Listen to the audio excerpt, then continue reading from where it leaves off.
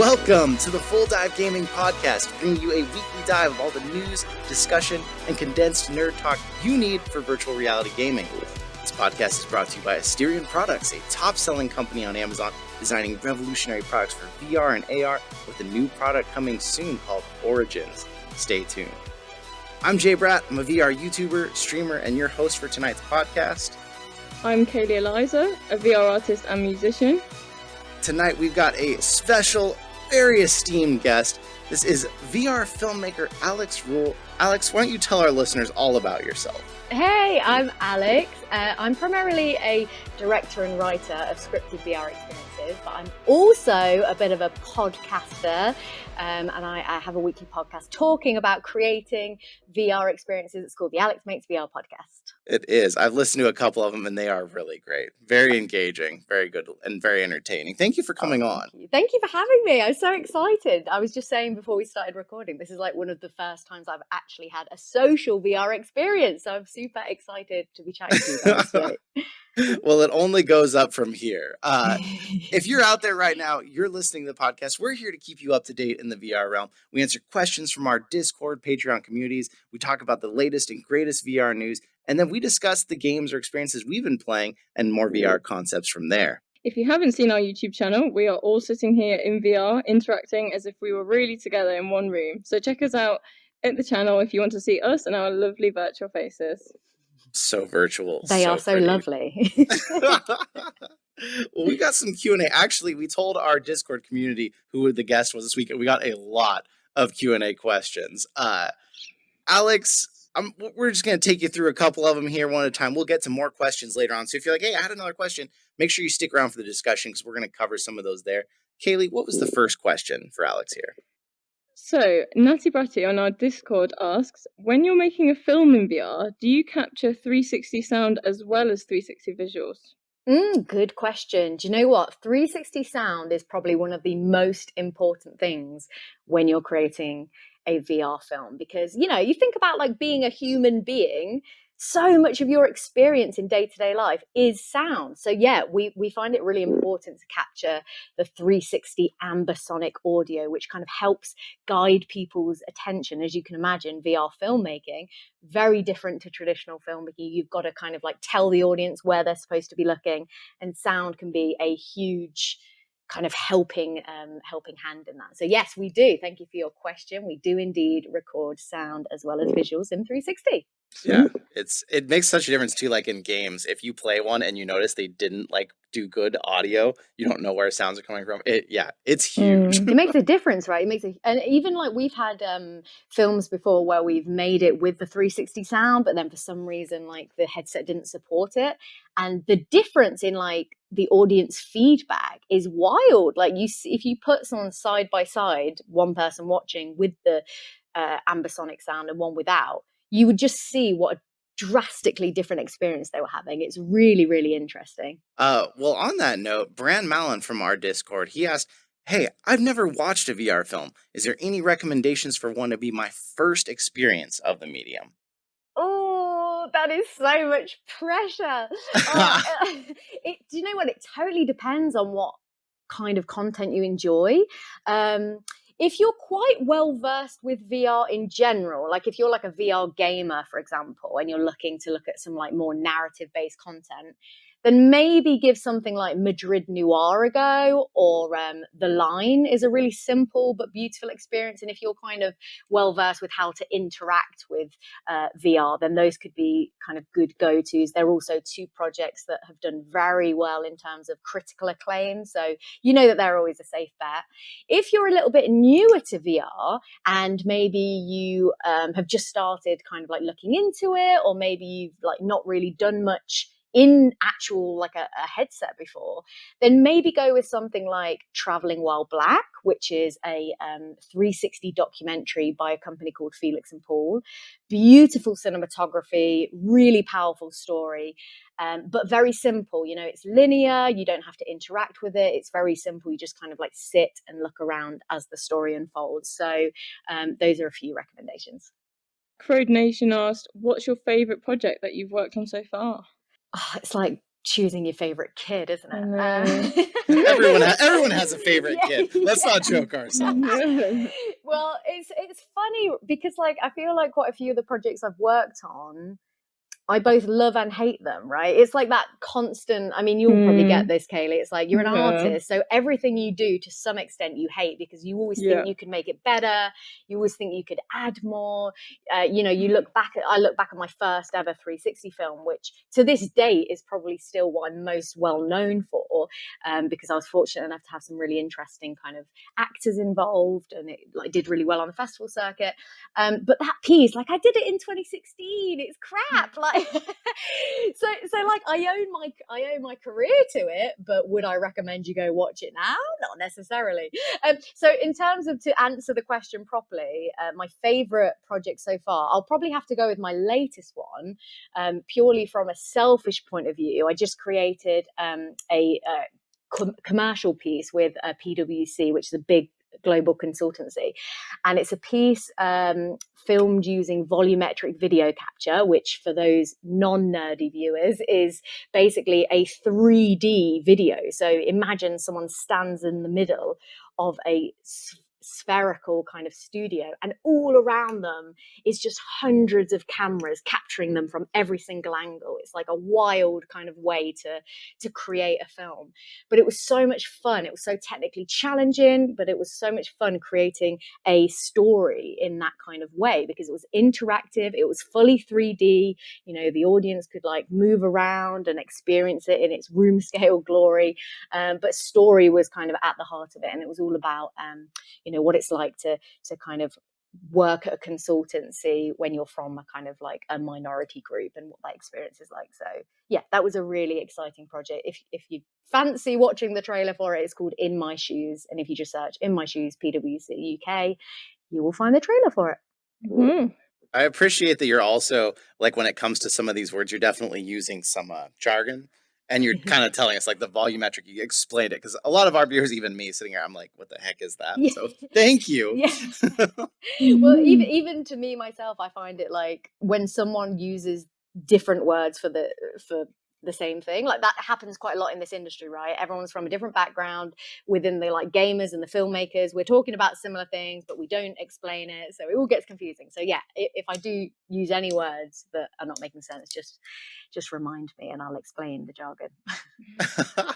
Well, along the lines of more with the filmmaking, Natty Braddy also asked, what kind of camera or cameras do you have to use to make a VR film? Because I mean, we're not talking, a normal one frame camera. How do you get that whole 360 experience?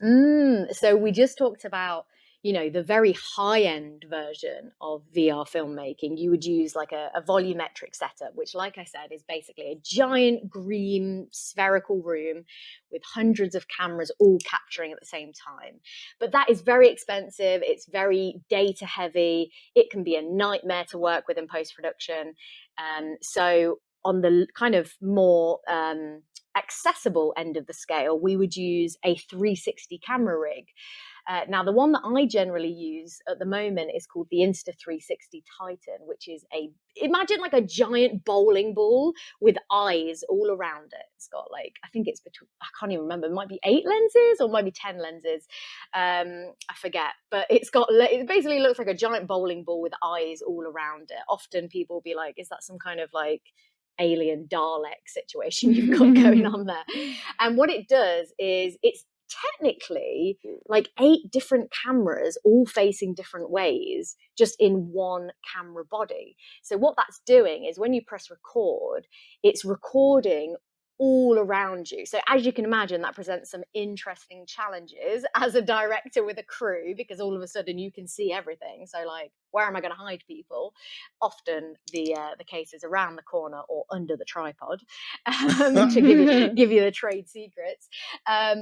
But yeah, so that's how we would record it. We would record with a kind of a camera rig that captures everything. And then what you do is we have a bit of clever software that basically takes all of those different camera angles and it kind of stitches it together like a quilt and makes one large panoramic kind of video, almost like you can do on your smartphone when you take a panorama and you hold your phone and it captures like frames like this. It's the same kind of thing, only video, and we stitch it all together so that you can see all around. Well, there's so much that we can talk about here. Make sure you stick around for the gaming section because we're going to be talking about more VR films, experiences there. We could talk for hours about this, though. I mean, I was even already, when you said where they hide the crew, I had been waiting till and like wondering about that question all the time because I'm always like, when I'm watching a 360, I'm like, where the heck is the crew? Where is everyone? Sometimes so either you hide them, or one of my favorites is in my, like I mentioned earlier, my first ever 360 project, which is called Key to Like.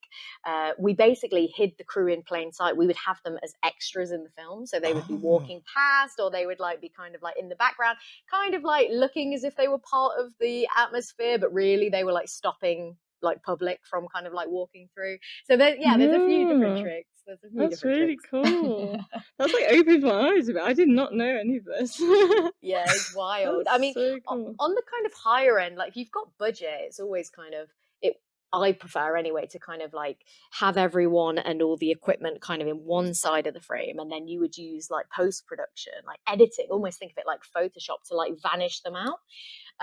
So that can be really helpful if you've got the budget and if you're in like a really small room, for example.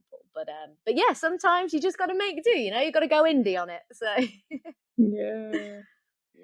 Awesome. Well, let's head into the news today. Jay, what's our first story? Before we get into the news, we got to tell you about our sponsor for today's news section, Esports Customwear. They specialize in custom esports jerseys. They're modeled after the same professional sports jerseys you see in regular sports, now in esports. High quality fabrics, full color. And if you stick around, come check us out on YouTube next week. If you're still only listening to the audio, we're actually going to be doing our first ever, little sneak peek here for everybody, our first ever in-person podcast. And we're going to have our own esports custom wear jerseys that we're all going to finally have. We're going to be wearing them. We're going to tell you about how they are in person. And I couldn't be more excited about next week's in-person podcast. First time after a year. Oh, I'm so jealous. I miss socializing. It feels weird after all this time, but it's going to be fun. Weird news story this week. So for those of you out there who don't really follow Steam VR, they have these surveys that they check out what's going on. It goes through all of Steam, what's going on with games, what games are big, what people are in them, what are they playing. It's always also tracked how many VR users there are on Steam. Now, this is only Steam. This isn't the Oculus store. This isn't PSVR. But for the first time, they saw a pretty big decrease last month. So from 2.31% of everybody on Steam who use a VR headset, it dropped down to 1.86. And even after several questions have been sent to Steam, they won't say why. The Road to VR kind of talked about this, and they speculated it's got to be one of a couple things. They said, one, the data is correct, but maybe they changed some kind of adjustment in the statistics that made it look different. The data could be correct, but the explanation is unknown. Maybe Steam themselves is trying to figure it out, or maybe it's an error. It has been a couple weeks, so usually they correct errors by now. So what do you two think? Is there any speculation you have? You think what have you seen in the VR industry that might be leading to this? Alex, what do you think? I mean, I don't think that would be. I mean, it is quite drastic when you think of it. It's like that's half VR users essentially. If you think of it going from 2 point something down to 1 point something. But for me personally, I think, is that just coinciding with the unlocking of most places in the world? Like, are people going out like and enjoying themselves for the first time in over a year, and that is causing them to be less inclined to be not only just in VR, but in just kind of like in the virtual world.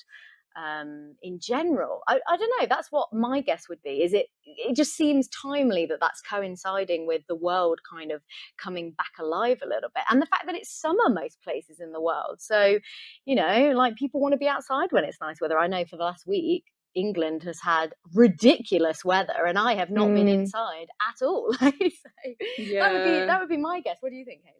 I completely agree. I do think it seems too much of a coincidence that with the time of year and everything going back to normal, well, for a lot of places to go back to normal again. I know that obviously over here we can kind of pretty much back to normal now, unless you want to take whatever precautions you want to, but generally socializing's gone from 0 to 100 again. It's suddenly everyone wants to do things, and everyone's calendars I think are probably getting busier. So yeah, I mean, it's same with me. I've just not I've kind of been avoiding VR whenever the sun's out. It's like you just feel really guilty as well. Like we don't get a lot of sun, like direct sun as well, like that where it's like really hot and like really nice. So it's like we know like how special it is when it comes. It's like I'm not going to miss this for 1 Make the second. most of it, yeah. So if you're definitely like self-employed like me, I'm going to rearrange my entire schedule around the sun, like 100%. So yeah, you're not going to find me on Steam if it's good weather. So I do think I reckon it must have something to do with that, even if it's like a small part. Yeah. What do you think, Jay? I think for the points you brought up are very valid points. I think they're both probably right to a large degree. I think the other piece here too is as more and more quests are getting sold, a lot of people, even though yes, you can plug those in and play on Steam, there's a lot you can just play without it. I've used my Quest on my PC like once or twice. And if it wasn't for, being in this podcast and being a YouTuber and a streamer, I probably would be mostly doing a lot of wireless Oculus only VR right now. So I would love to know if Oculus had a big jump as well. So, people go outside, more people are playing on Quest, and it just shows for on Steam for a month. So I think that might be a little other piece of the puzzle that might be leading to this, but I'm hoping that they'll announce it at some point. Steam will respond and say what they see or what they think, or maybe Oculus will tell us, hey, our Quest use has gone up this much more even, and we'll know. But it's always concerning to those of us who are really big in the VR industry to see a statistic like this, especially because we have a graph here that we can see, and maybe for the YouTube video, we can get that graph up for you to look at. But I mean, it looks like the graph is up and up and up over the last few years. And then like this one, it's just such a sudden drop that it looks a little scary to see that. It's interesting because you'll see, like, again, hopefully the graph will be up, because I'd be interested to see where it last dipped and what that correlated to, because like looking at it, it looks the last sharp drop was maybe around the pandemic, right? It looks around February, kind of April. So I don't know, really interesting, because actually I would have thought that would have been the time that it boomed the most, right? Because of like being in lockdown, like having nothing to do, like finally. But do you remember people started like doing the opposite? Do you remember when everyone was suddenly like really self-aware about all of their like activities and choices, and they're like, oh my god, like I think people I just remember this period where everyone was like, oh, I'm suddenly going to take up tennis and now I'm a runner, and it's like, you never did. True. Do you remember, like nobody did it? I had so many friends was like, you never did that like before, like the pandemic comes and now like you do all these things. So maybe it was like during that transition period though, where they're like, because everyone eventually like kind of slumped back into like their normal like routine through this.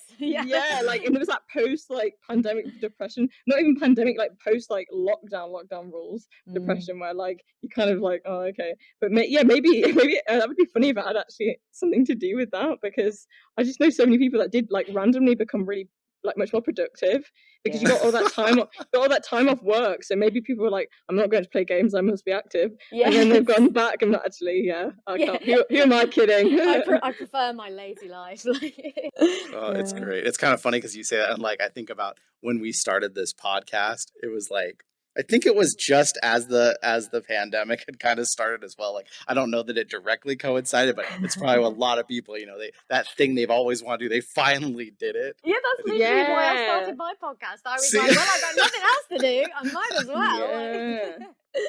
Oh my gosh. What else is going on in the news this week, Kaylee? Well, big news as far as Netflix, VR and gaming all coming together. Alex, you've been following this story. Would you be up for telling our listeners what's going on with that?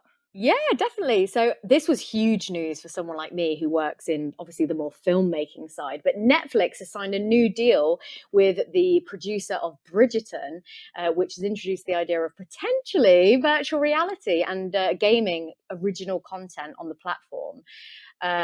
So that's going to be really interesting. And they've also, in the same kind of week, announced that they've hired a former Oculus vice president of kind of AR and VR to come and head up games for Netflix. So two big announcements on the VR front. And what I find interesting about this, and I'd be curious to hear your takes, they've used gaming and virtual reality very closely together. They've kind of like, bound the two. So I'll be super interested to see whether this is VR gaming they're going into, VR experiences in general. But one Oh, thing I want to yeah. point out is that Shondaland, who are the company that have struck the deal with them, I'm a huge fan of their content. They do a lot of mainstream, accessible, character-driven, story-driven series. Think How to Get Away with Murder, Grey's Anatomy, Scandal, Bridgerton, obviously, on Netflix. These are big, iconic dramas. So that makes me really excited to think that maybe they're going to have some kind of scripted based VR cooking. What do you guys think? I'm super excited. I'm also curious because I don't know. Kaylee, do you know that there was once, maybe there still is, a Netflix VR program? Mhm. Do you Oh, do, yeah, do you remember I've that? heard about it. Yeah, that rings a bell. Yeah. Yeah, so basically it was just Netflix, but you were in a room, you sat down in this virtual couch. There was a big BoJack Horseman poster up above. You looked out the window at like the Alps or something, and you could watch your Netflix on that. So there's been interest from Netflix before, at least in a Mm. small capacity into VR. But I think about if they're going to create VR, if they're going to make something that how do they even do that with the platform they currently have with Netflix? It's not necessarily built for VR. Did they bring back the old design? I just have so many questions. I feel like I have no real input because I just have no idea what this could mean, especially when you throw gaming in it. Maybe Netflix is going to start having a gaming service, and maybe it's going to have VR games. Maybe they're going to have VR movies. Maybe it's just going to do everything, but I just have no idea. So Mm. I'm excited, Yeah. but I'm extremely lost by this news too. Yeah. Well, I assumed it was going to be something along the lines of, their interactive. They have like a couple of interactive films on there, Mhm. and I thought they would have ran with that cinematic, like interactive storytelling, sort of direction. I didn't even think about like them doing anything to do with gaming, just because I don't know. I thought everything would be around cinema. Yeah, it's interesting them going after the kind of gaming market. Yeah. But I think, like, to your point, Jay, about the whole, it's interesting that they're going for kind of everything. I just literally recorded a podcast of my own on the subject of Netflix getting into VR and what that means for like the Mm. storytellers in VR. And one of the, I kind of use this analogy, which is like, in Toy Story, the like one of the end scenes where Buzz and Woody are kind of like, they're flying over the truck, and Woody goes, "You missed the truck," and he's like, "We're not aiming for the truck, like we're aiming for the car." Like, so they're kind of like, I see it as, here's the truck, which is like current social media, like interactive video. This is kind of what's happening right now, but they know that in the future, in 5-10 years time, when Apple are in the game, headsets are more accessible, they're lighter weight, everyone's wearing AR glasses or whatever, that's where they want to be. So my prediction is that they're basically like, let's just skip over this current thing because that's already established. We don't need to play in that game. Let's go bigger. Let's go for like the long Yeah. play, because it's going to take that long for them to build the infrastructure, build out, like you say, Jay, like, is it going to be an app? Is it going to be like, an app that kind of works cross-platform, like the Apple ecosystem that just all works seamlessly together? Like, how is that going to work? Or is it going to be all separated out or whatever? But that would be my guess, that they're going for like the kind of the 5-year future kind of version of content. I absolutely hope you're right there, because I feel like lately I've been kind of worried about Netflix a little. I wouldn't say they're becoming irrelevant by any means, but like I actually canceled Netflix last year, and No then of way. course some friends offered me their password, so now I have Netflix again, but now I'm not paying for it. Don't tell anybody that. But like it was just to the point where it was like everything I liked and watched used to be on Netflix. And now it's like, I gotta have Netflix, I gotta have Hulu, I gotta have HBO, I gotta have Disney. And it's like, it got so fractured that it was like, okay, which one can I kill? And Netflix was kind of the one. It was like everything I liked was gone. So Wow. I'm hoping that this really sparks some new, because a company that doesn't innovate doesn't last. And Mm. Netflix was extremely innovative, but it's gotten to the point where now everyone's doing what Netflix does. So they've got to find an edge if they want to stay in the game. So Very true. Very true. But it's curious that they would be jumping into a medium like VR, which currently has a very small market share of audience, right? So that's interesting, right? Because why, if they're trying to like continually expand, why then are they going after such a small market share? In my opinion, it's because they know that in 5 years' time, that's going to be the game to be in. But Yeah, you're right, Jay. I mean, I don't know. I personally like live on Netflix, like Netflix and YouTube Premium, like they're the ones. Like, yeah. Yeah, they've got a lot of good stuff. We'll keep following the story and giving you updates as it comes, because this is something near and dear to us, and it's something that we'll have to explore a little more next week. Now that Facebook is talking about making a full-on metaverse, and we're not going to cover that on today's. It's pretty new news, but we will be covering that, so hopefully that has something to do with it. But let's get to the part that we always look forward to. Let's talk about some games. But first, we got to pay the bills. We got to tell you about Asterion products. If you don't know about them already, they offer amazing, high-quality universal VR headset stands. Most of our hosts have one. We're going to work to make sure the rest of them get one so that they can see what these things are like. But they hold any VR headset on them perfectly. They have RGB so you can make it match your setup. They're minimalist. And if you want to get your own, check out AsterionProducts.com. Use the code FULLDIVE, one word, for $5 off any order, $99 or more, and get your own. They're pretty cool. Alex, did you get to see a picture of these? Do you know what these things look like? I think I know what they look like. Well, there's if you can see, this is off frame, but over on my desk, way over there in the corner of the room, there is one in VR sitting on the desk. Oh, we'll make sure the YouTube viewers get one up on the screen here to see. But it's like that. You put your VR headset and it lights up, and they call it the aura because it glows. Oh, I need really one of these. I'm going to check them out, and you should too. Well, we're here in the game section, but as we have guests on the podcast, we always tune our episode to their area of expertise. So this week, instead of doing actual games, we did some VR films, some game type experiences that are cinematically driven. We're going to talk about our first one. Alex recommended The Line, which is a 360 VR experience, and it can actually use full hand tracking if you're on the Oculus Quest, and it even won the 2020 Primetime Emmy Juried Award for Outstanding Innovation in Interactive Media. Alex, you want to tell our viewers about The Line? Oh, The Line. Oh, yeah. So this piece is basically a lovely, simple love story. That's what this is. It's a narrative that you can't affect the storyline. You're a witness to it, but you have these little kind of interactive points where you help kind of like, forward the narrative. And to give you some context, not to spoil too much for you listeners, but it all takes place on one of these kind of old school vintage tabletop. What would you even call it? Like a miniatures? Is that what they call it?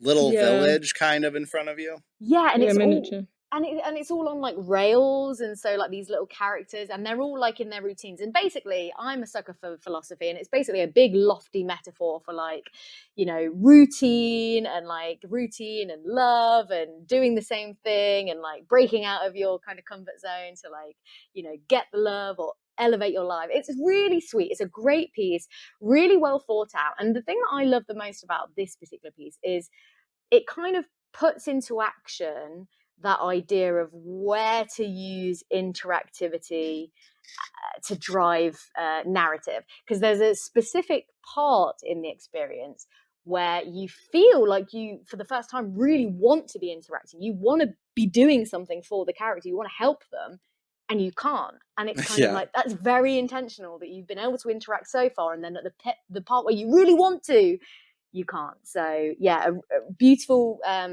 graphics, really simple, lovely story. It's one of the first pieces of VR films, if you want to call it that I really felt engaged the whole way through. But I'd be curious, because you guys aren't really in the filmy world of VR, I'd be curious to hear your thoughts on it.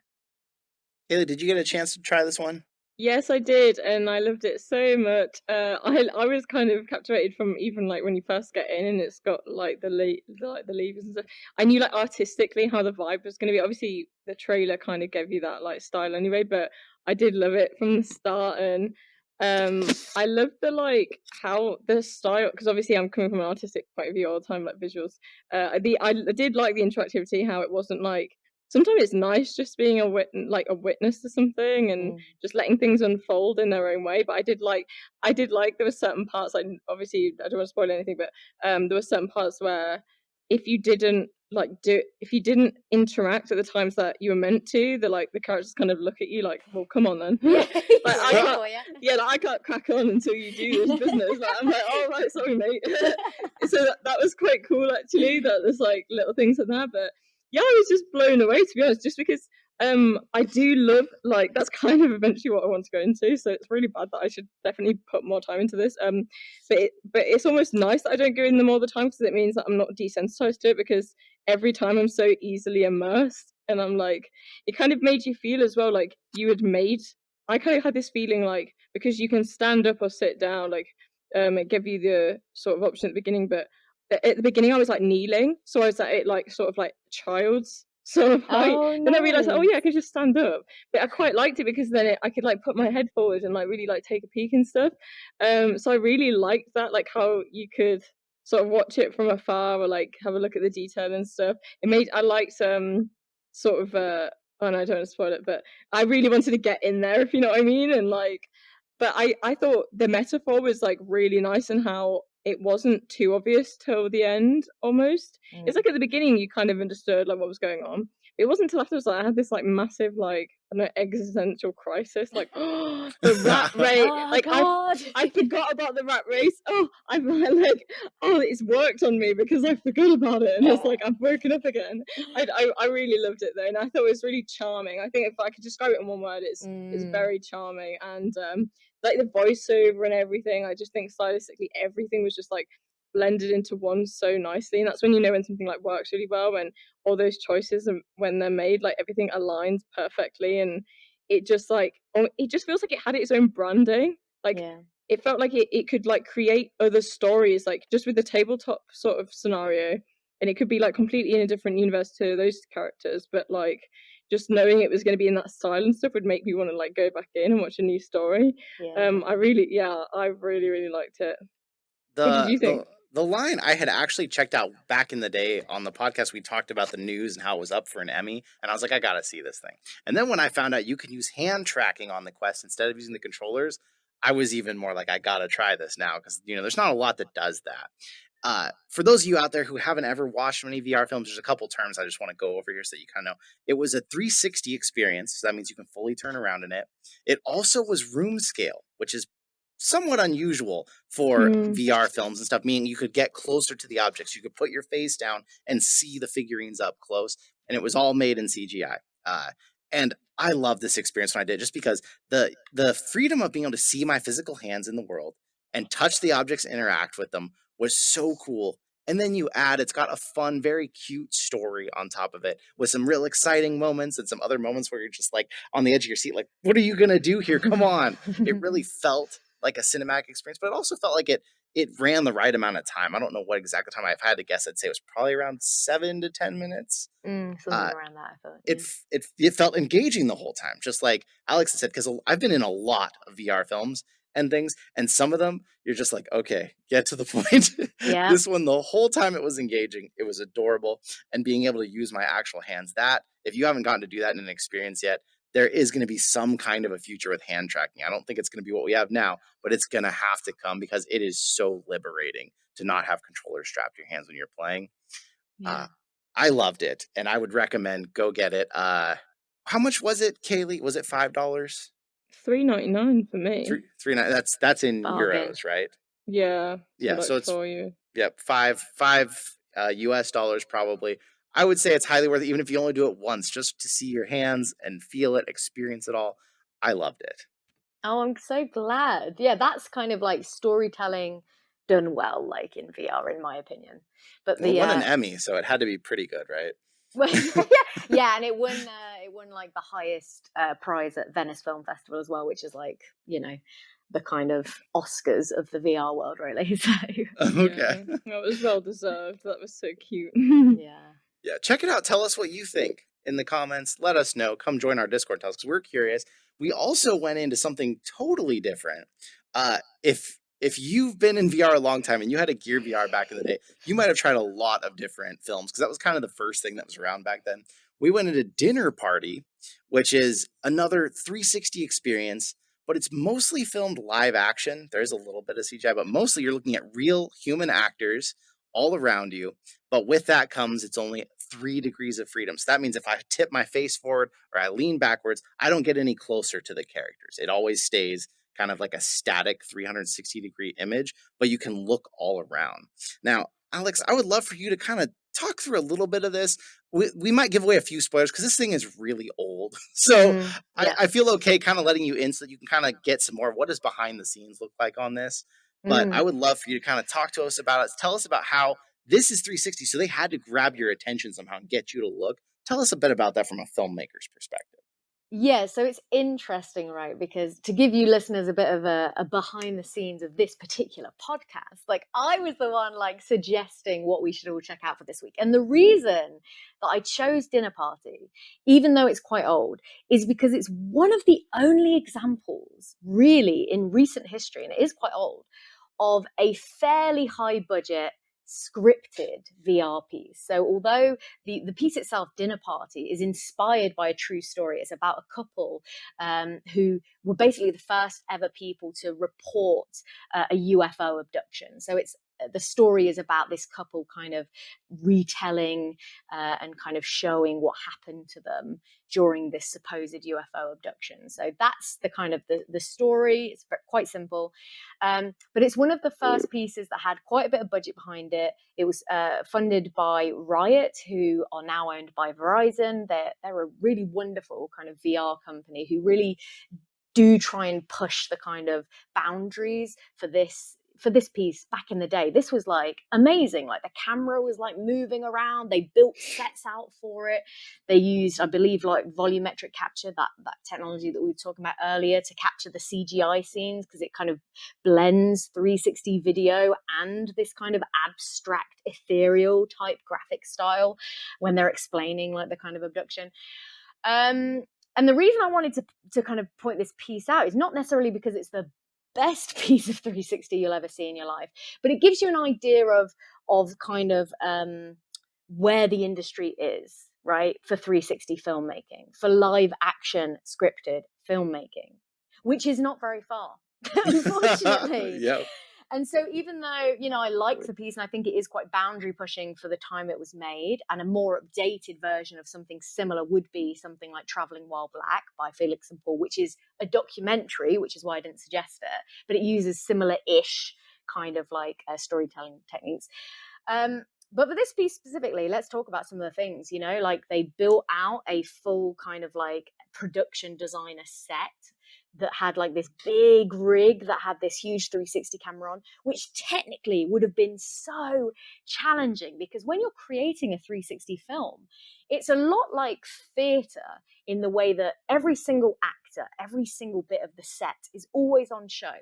Every interaction with a prop, every movement towards the camera has to be so carefully planned out, because when you're working with a 360 camera, you're up against so much. This isn't just one camera that you're having to kind of, focus on whether you're getting the right shot. This is like, potentially up to 8 different camera lenses that you're trying to observe at the same time. So technically, it was a phenomenal feat of kind of 360 filmmaking. Now, whether or not it's your cup of tea totally depends. I mean, my personal opinion on the piece is that I've realized very recently that I really like VR that is a point of view. I don't really like it when I'm treated like a camera. As soon as you put the VR headset on, essentially you are a character in a story, whether you're a witness or not. Like we were just discussing in the line, you're not a character, you are a witness, but you feel like you're there. You feel presence, you feel immersion. You're in the story in some way. With Dinner Party, you're an observer, but the way you're treated is very much like a camera. You're kind of thrown around a little bit, and that can make some people feel a bit sick.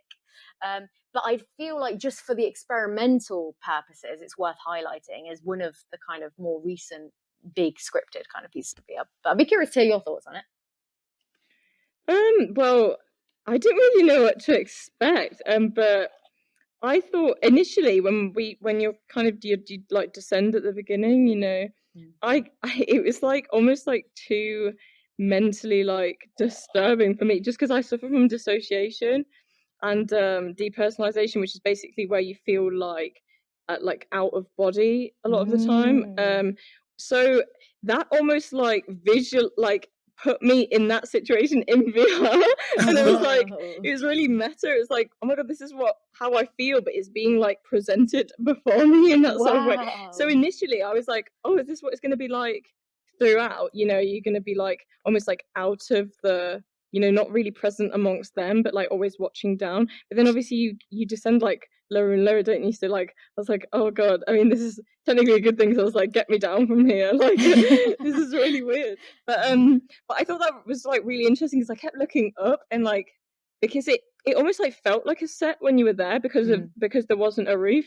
I thought that was a really interesting choice to make it like you were inside a memory. That's how I felt, because there was no roof, so it felt like it wasn't a completed set design because it kind of diminished off into those little like dots and stuff, and it did make you feel like you were like accessing something like otherworldly rather than it being like a normal scenario.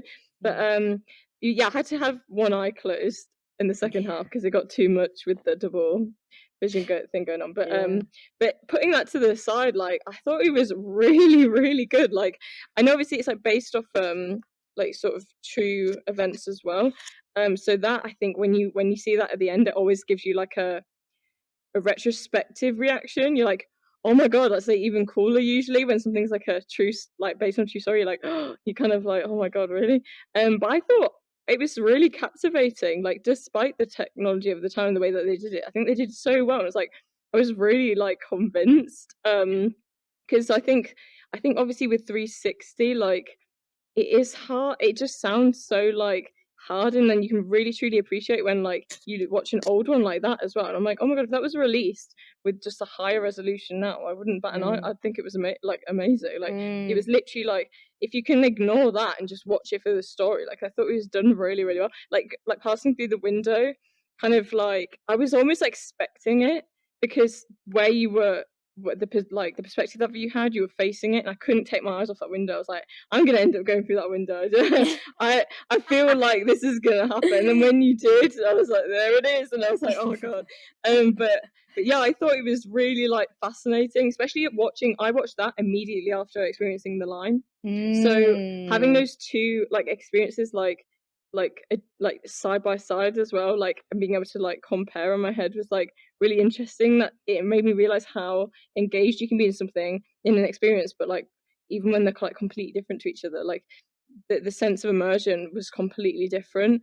But the only thing that I didn't like, couldn't quite understand, was when things got a bit confusing, was when everything started like being really glitchy, you know, with the aesthetic, and it almost like made you feel like, is it meant to be like that, or is my headset breaking? But I thought that was really clever actually, because it almost made it more immersive, because it felt like something was like faulty, but it was like the style. I just thought that was really interesting, and it kind of like, it's almost like obviously it's like completely different to the line. It has absolutely nothing to do with like narrative wise, but it again made me feel like a certain way. I think that's when you know that something's like is successful, is when you like come away feeling like a certain emotion, or you're like left with certain thoughts. I think that's when, like, personally for me, like I know that even if at the time it's not necessarily like a positive story, like it's had some sort of effect on you. I think that's really cool. But yeah, I was surprised. Yeah, I thought it was cool. Good or bad, VR is extremely powerful. Especially when it has a good narrative. But kind of the same thing with this, that I was left affected. I let Nat, my wife, check it out. She was left affected, you know, and we were all affected in different ways based on our own personal experience. But one thing that, before we move on from this one, I wanted to bring up is a challenge. And this is not only to the VR filmmaking industry, to VR gaming, to actual regular gaming, is when you're allowing a person to look wherever they want to, how do you draw their attention? How do you get them to look this direction where the action's happening, so they're not over here looking off at something else and missing it? And I thought this actually did a pretty good job of that, because it uses free look. It's not a forced perspective. It lets you look wherever you want to. So if you want to, if you got scared, you could look away and stop watching it completely. You could just be looking at the stars or whatever's out in the distance. And it did a good job of, like, the sound would draw my attention. I would turn my head that way. And that was really cool. But I was also sitting in a wired headset, so I'm spinning around and around. And I was like thinking, like, don't get strangled by your cable. So is that something that you have to think about a lot when you're making a film? Oh, massively. It's so interesting, and it's a constantly evolving topic about how you do that. How do you direct attention when essentially people can look anywhere? But I always like to use the kind of really cliche metaphor of, like, You are a magician when you're directing a VR piece. The whole point is that people think that they've got free will. They think that they can do whatever they want, but you're using clever techniques to actually guide their attention. Like you say, you can use sound. If suddenly something kind of like loud banged behind us, we would all turn to look at it. If I wanted to kind of draw your attention to me and I wanted to take the spotlight away from these guys, maybe you would bring the light just on me and kind of darken the edges so that you couldn't see around. That would be another way of guiding attention. So you can do the same in 360. You could use lighting, and they did that in Dinner Party during like some of the scenes where, you know, like you say, there's quite vivid kind of borderline horror, I want to say, like kind of scene happening in a very stylistic way, might I add. But if you didn't want to look at that, then like you could look away, but they were intentionally drawing your attention to it by having the rest of the space dark. So you can do things like that. I mean, in this piece specifically, they were placing the camera and they were moving the camera very intentionally to try and guide where they wanted you to see. But also there were scenes where intentionally they wanted you to look around. They were placing actors around the scene. They were making like people choreography wise. They were making people move around the space to instinctively kick in your human real life experience of, if someone's moving, you're going to look at them, like, just because that's what we do. So yeah, really interesting discussion. It's something that I'm constantly thinking about when I'm working on my own projects. It's how do I make sure that you're looking where I want you to be looking? And often the answer to that is have a think about you, how you kind of like draw attention in real life. So yeah. Well, and on that topic, we checked out one more called The Limit. Now, if you haven't heard of this, it's a few years old, but it had Michelle Rodriguez, one of the actors from The Fast and the Furious. It has Norman Reedus in it. It has a pretty, I would guess, watching a pretty good budget behind it. But it is 180 degrees. So you're not looking all the way around. Same 3 degrees of freedom. You can't lean in and get closer to someone. It's still the same. To you, I don't even know how to describe this thing, except it kind of felt like it could have been in the Fast and Furious realm. Do you want to kind of walk everyone through it real quick? Yeah, I mean, essentially, it's a point of view story. So you are the main character in the story. The characters are addressing you like you're in the story. And you are basically, from what I remember, it's been a little while since I've watched it, but you're basically on a mission to discover who you are. You're like an agent, basically, that's lost their memory. You've got classic amnesia. And Michelle Rodriguez's character is like an assassin that's keeping you safe and trying to kind of like maneuver you around the space, kind of like the kind of action safely to try and figure out kind of your identity. And it all ends up with a big battle.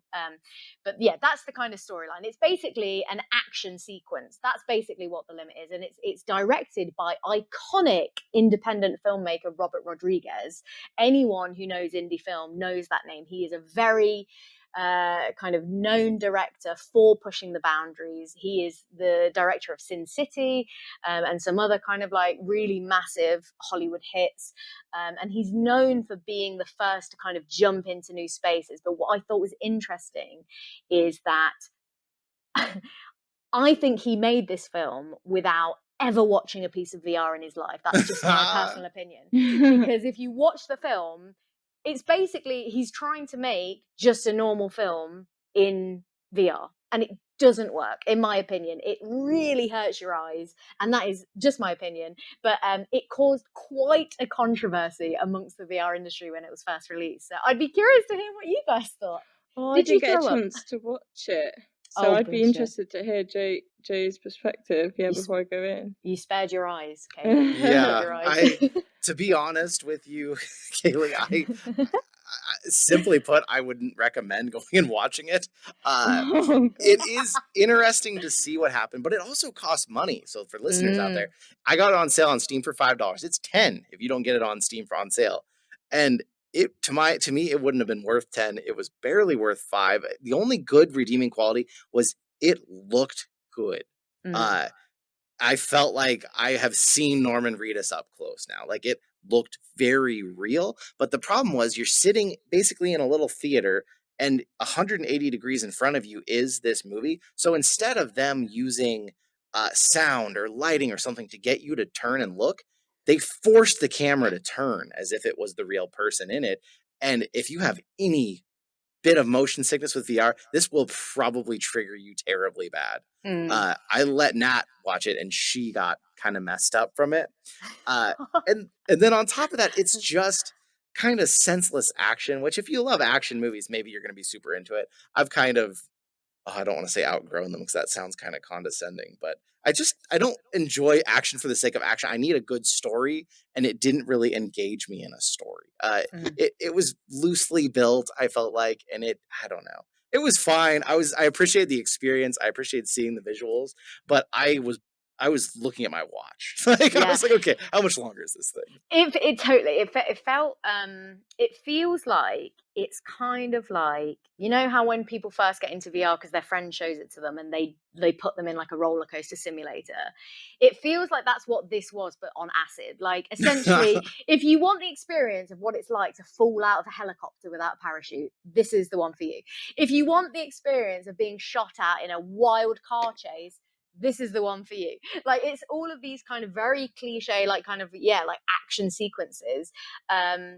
But the thing is, it's like I feel like it would have been great if they just didn't force perspective. Like that ruined it so much because it just was it's unwatchable almost because it hurts your eyes so badly to watch it. I mean, that was just my experience with it. But the reason why it's worth pointing out is because this was an example of someone very, very highly respected in Hollywood with clearly a massive budget having a go at something in VR. And so it was a really big deal for the VR industry. And it very much ended in controversy when on a panel being interviewed, Robert Rodriguez, the director, kind of openly admitted that he didn't even watch the film in VR whilst they were editing.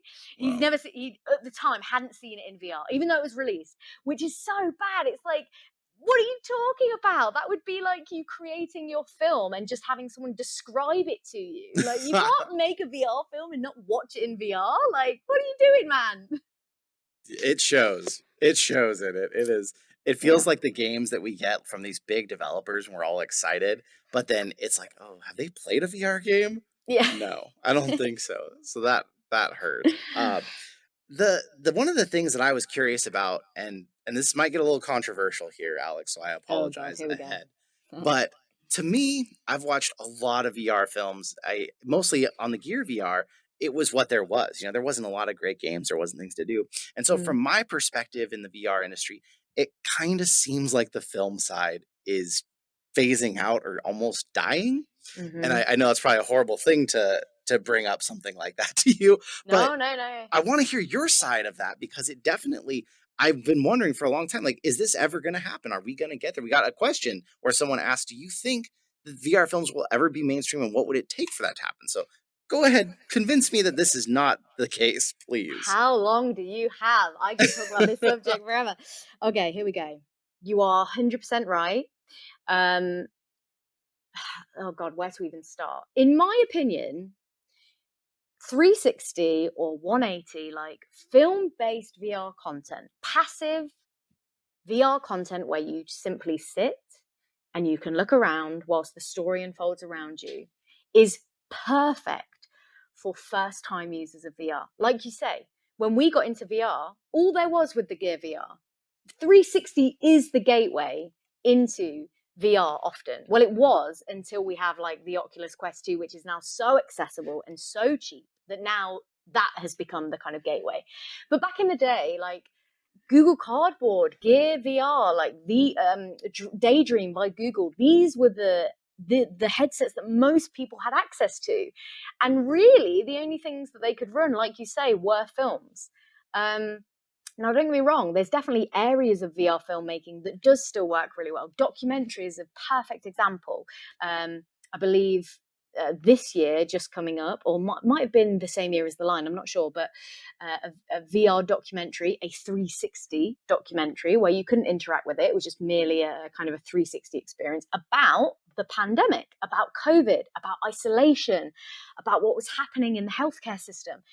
That was nominated for an Emmy, I believe. And that's like, you know, a really powerful use case, right? I always say like VR film is great for two reasons, either being someone else or being somewhere else. So, you know, I can't visit space, but if I can go to space like in VR, phenomenal. I can't be you, Jay. But if you put me in a VR film that's shown from your perspective, then I can be in your shoes. So there's very specific scenarios that it does work. But we as an industry have come on leaps and bounds. The technology, the hardware, the software, the creators in this space are very different to what they were back in 2015 when kind of Gear VR was kind of, the thing. And so my opinion is that as the industry has moved on, so has the appetite for the content. So now we're in a space where interactive storytelling is the king or the queen of VR. And we could discuss even what that line is between filmmaking and games, because that line is getting so blurry in VR. Half-Life Alyx, is it a game? I don't know. I would argue that you could say it's an interactive film.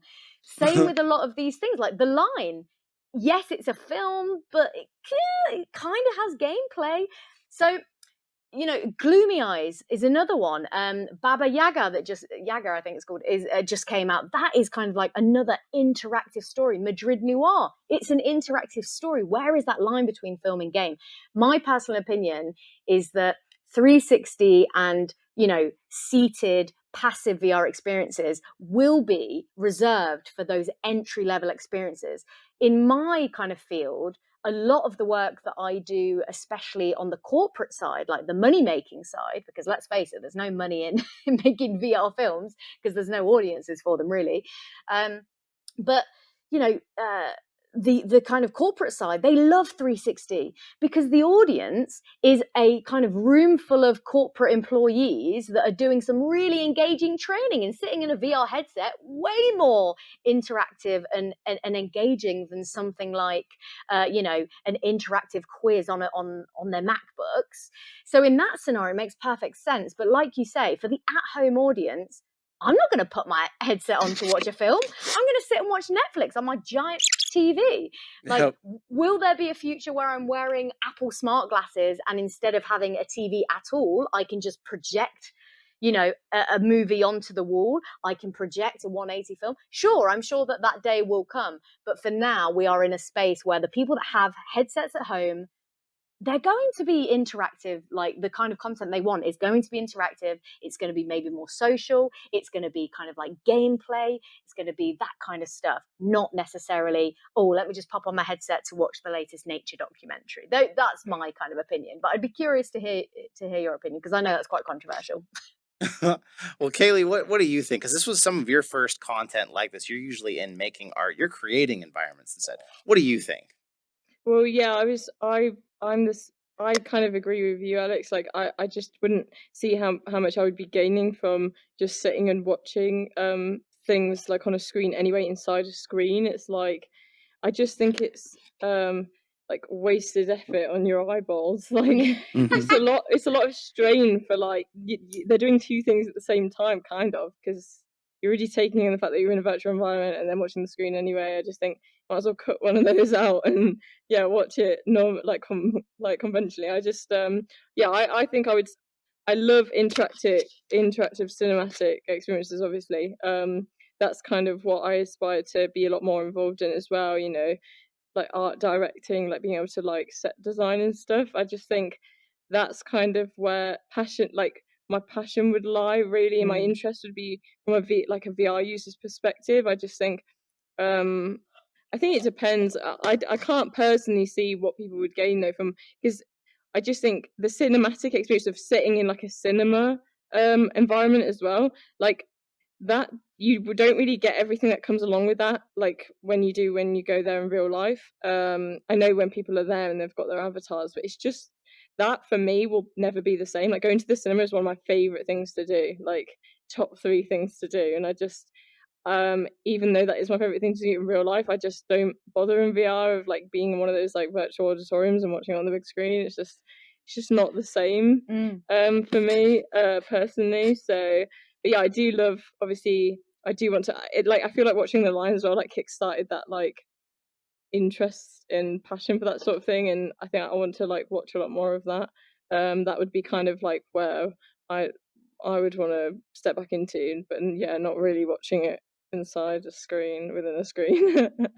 it's got to kind of be that top level, like the line with the interactability. The other thing, and kind of Yeah. the last question we had here that I was wondering about, though, would it change any of this if it was more multiplayer? So one thing that I did back in the day on the Gear VR, it was the time when they were giving them away free if you upgraded your phone. So me and 4 people all together ended up with Gear VRs. And so we actually all sat in this one seance VR experience. It was kind of a horror based experience. And we like sat in a circle on the floor with all our headsets on and held hands and watched this experience. And that made it so much better because we're all laughing, we're freaking out, we're all there together. Even though we couldn't physically see each other in it, it made it so fun to share such an intense experience with other people. So Yeah. I think if they can start to pull people into that, and maybe with these new headsets like the Vario, where it can actually scan your environment and pull real people in with you, that could change that and bring that medium back really heavily. Where, okay, now I can actually be in this with my friends, because too often if I'm going to watch a VR film, I'm doing it by myself. And someone can watch on my screen. It's not the same as if they were in there with me. So once headsets are more accessible, once you have 2 or 3 in your house at the same time, there might be a room for that. And I hope so, because I would love to see, how do I do this stuff with my wife the whole time? How do we Yeah. share these experiences together and have this fun? Because too often it's like, okay, I'll watch it. Okay, you watch it. Now let's discuss. Let's be in the moment, laughing and freaking out and crying together. Yeah. No, it's funny you say that, because I feel like, quite honestly, the pandemic has really like hammered the VR film, or let's just call it the VR storytelling industry, because a lot of the time we were creating these pieces to showcase in a location. In England, we've got some phenomenal venues that host VR exhibitions: the Saatchi Gallery, the Tate Modern, even like locally, kind of like independent arts venues and cinemas. I mean, I hosted this 6-month pop-up VR cinema for for a local independent cinema. It was phenomenal. People loved it. Like, people loved, like you say, coming together, all experiencing a VR film at the same time, and then discussing it afterwards. And that is the magic of VR. And when that's the thing that I'm constantly wrestling with, is I've become really desensitized to VR films, because I'm like been in the industry for so long. Like, I started making them late 2015, early 2016. So it's like I've been in it a long time, and therefore I'm not as kind of impressed by old school, simple, passive, linear 360 anymore. But when you get into a room with people that have never done VR before, and they all come in and they all get excited, ooh, new technology, ooh, like, we put these headsets on and now we're all in this environment. Whoa, look at this. Wow. They're all enjoying the experience together. And then we have this collective conversation. And every single time I did that, someone would say, I never want to take that off. Like, that's the future. And these are like, 50, 60-year-old like women sometimes, which are not the demographic that Oculus are going after. I can tell you that. So that tells you everything about this medium. So sometimes I feel like the last couple of years has been really hard, because we've been removed from that in-person experience. And I think you're right, Jay. I think that's the key often with this kind of stuff. But I mean, my personal opinion on where this all goes long-term in terms of VR storytelling, I mean, we touched on it slightly earlier about the whole, the overlapping of game and film kind of coming together. But my personal opinion is that VR filmmaking in future will look a lot more like Dungeons and Dragons, or we have this thing in the UK called Secret Cinema, which is basically like they build a physical installation world of your favorite film, like Blade Runner, for example, and you go and explore, and you're like a character in the world. I feel like that's going to be the future. It's going to be, potentially AI driven, or like, we're in this story together, we're affecting it, but we're characters and we go on this adventure together. For me, that seems like the natural future of this. I'd be curious to see where you guys think this is all going, though, like in terms of the entertainment side of VR. Well, I hope that that's where it's going. I want to see, location-based VR can't be everywhere. So I want to see a degree of like, how do I get all that in my home, but seeing my friends with me? It's cool that we're avatars, but imagine this podcast now if I actually saw you sitting there, and I actually saw you sitting there, even though we're across the world from each other. I think once we get to that level of bringing each other in, everything will be back on the table, as far as even 360 content, 180 content. The fact that I feel like I'm physically there with you will change it. Because right now I feel like it's you, but it's also, you're a cartoony Rec Room avatar. You're not you. That will make it to where the conversations can open up. We can have fun. We'll feel like we're actually in the cinema, like Haley's saying, instead of always kind of feeling like, oh, I'm hearing them through this mic and it doesn't look like it's actually a person. And it's not, I might laugh at a funny scene in the movie, but everyone else laughs and then they get their ping delay before their laughs show up. And it just doesn't feel the same as real life. It needs to feel like real life. And then we're probably never going to get out of our headsets again. 100%. Bring on the Ready Player One. Well, And I will not be leaving it. I'll just be in there all the time. then we'll all be happy. Alex, people are going to hear this podcast and they're going to think, where do I find more Alex? Where do I learn more and interact? Where would you send them? Oh, I love that. Please do come find me. I like to be stalked. You can find me across all the social medias, usually hanging out on Instagram stories and Twitter a lot. It's Alex Makes VR. And like I said, I put out a podcast every single week talking about these kind of subjects. I know, you guys talk about loads of different stuff like news and games and all that kind of, and have really interesting guests. Mine is more of like an out loud diary about my experience creating VR, building a business in VR, and like my opinions on what's happening in the industry. So yeah, you can check me out over there. Alex Makes VR. Definitely. Look up Alex, hang out, and then come join our Discord server while you're at it. Alex is there now too. You can come ask us questions. You can get him in the Q&A like you heard him here on the podcast. You can even have influence over what we play, what we talk about, what we do on the podcast. If you want to take a step further, become a supporter on Patreon, contribute directly to the cost of this podcast. That's amazing. We really appreciate everyone who has done that in the past. And if you're listening, we're on every listening platform that we know of. But if you're listening, come check us out on YouTube, especially this week. We got Alex here. We got a screen up here showing a lot of different visuals of what we're talking about as we go to, really taking it a step further. And if you're watching here on YouTube, but you're like, oh, I need more of this, I just don't have the time to watch all the videos, get on Spotify. Follow us on there. Make sure you're listening to the episodes. I want to say another humongous thank you, Alex. It has been amazing having you here. Thank you so much for having me. This has been so much fun. I could literally do this every single week. So, have your girl back at some point, yeah? We definitely will. We'll talk more about that off podcast. Thank you so much, everybody, for listening. And remember, when it comes to VR, you got to dive on in.